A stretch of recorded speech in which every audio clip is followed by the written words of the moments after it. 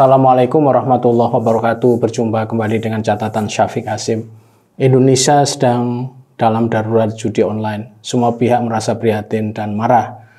Namun mereka tidak tahu apa yang harus mereka lakukan untuk menjawab keprihatinan ini. Presiden Jokowi mengajak masyarakat bersatu untuk memberantas judi online. Presiden mengatakan sudah ada 2,1 situs judi online yang dihapus. Satgas judi online juga segera dibentuk. Menteri Komunikasi dan Informasi juga mengklaim bahwa ada 800.000 situs judi online yang sudah dienyahkan. Kapolri Listio Sigit Prabowo juga memerintahkan kepada seluruh polisi di Indonesia untuk melibas judi online. Berita yang mengejutkan di media, ada sekitar 1.000 anggota DPR dan DPRD dan mereka yang bekerja di kesekjenan yang terlibat dalam judi online. Transaksi online 63.000 dan senilai 25 miliar. Ini laporan Ketua PPATK Ivan Yustiavandana. MUI meminta polisi dan MKD DPR untuk segera memproses DPR dan DPRD atau mereka yang bekerja di kesekjenan yang berjumlah 1.000-an orang tadi yang terlibat dalam judi online. Masalahnya adalah semua pihak, pemerintah, DPR, ulama, polisi, dan sebagainya sudah keras menyatakan pemberangusan judi online, namun judi online itu tetap terus berjalan. Bahkan tingkat keparahannya terus meningkat dari tahun ke tahun. Mengapa ini terjadi? Apa dan bagaimana sebenarnya judi online itu?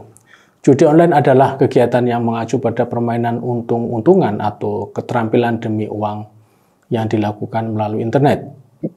Sejarah perjudian lewat online dapat ditelusuri kembali ke tahun 1090-an dan ketika kasino online pertama kali diluncurkan. Kasino online paling awal disebut The Gaming Club, diluncurkan pada tahun 1994.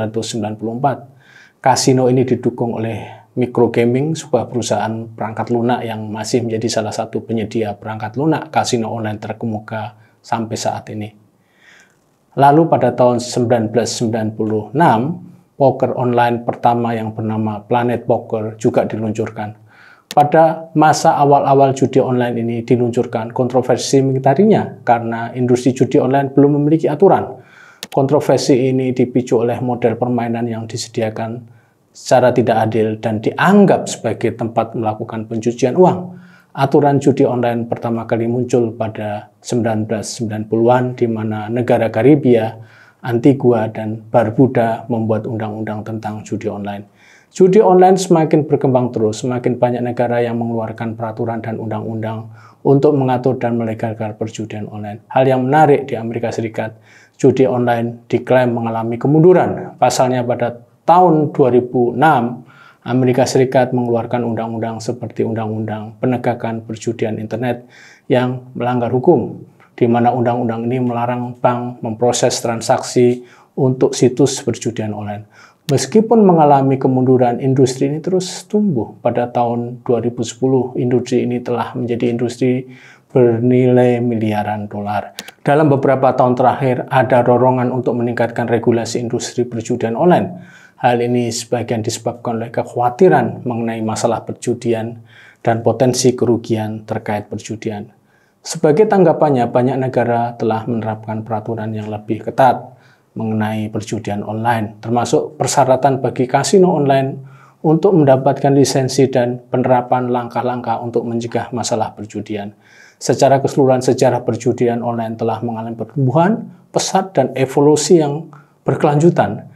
Dari masa awal kasino online pada tahun 90-an tadi hingga aplikasi perjudian ramai seluler saat ini, industri ini telah berkembang pesat. Meskipun telah menghadapi kontroversi dan tantangan peraturan ini tetap menjadi bentuk hiburan yang juga populer bagi jutaan orang di seluruh dunia.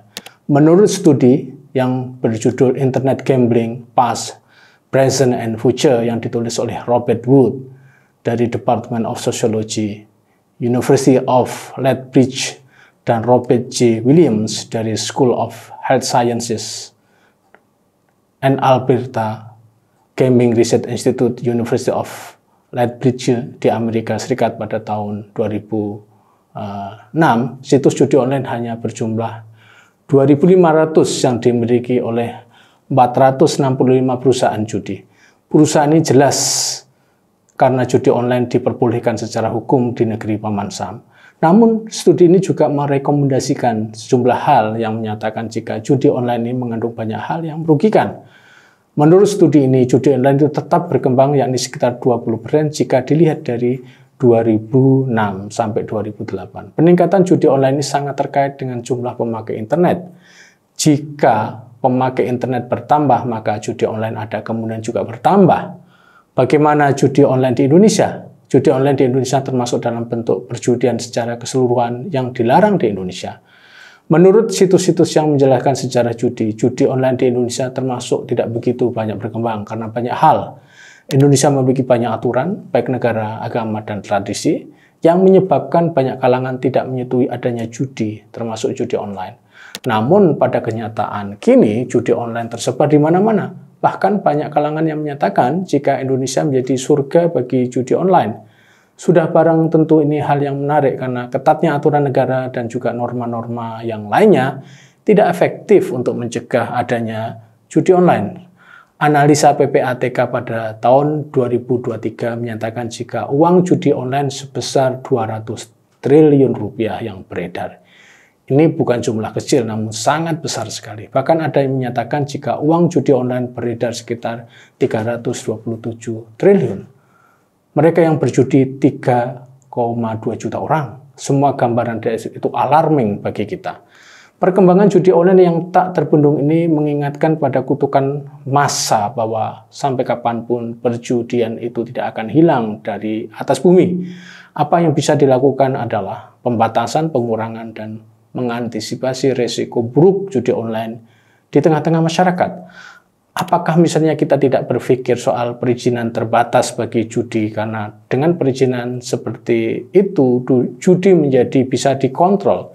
Sebuah penelitian mengatakan kita kesulitan untuk memblokir pemain individual dan juga perusahaan asing. Banyak negara di dunia yang sekarang mengatur perjudian online seperti Kanada, Belanda, dan negara-negara lain. Istilah yang mereka gunakan adalah pasar bebas yang diatur. Argumentasi mereka adalah judi harus dikontrol oleh negara. Namun masalah bagi kita di Indonesia adalah sekuat apa negara mampu mengontrol judi online sehingga unsur damages bisa dikendalikan. Sebagai catatan, judi online dibenci dan dilarang oleh seluruh pihak di Indonesia, namun perkembangan judi online tak terstop sampai sekarang.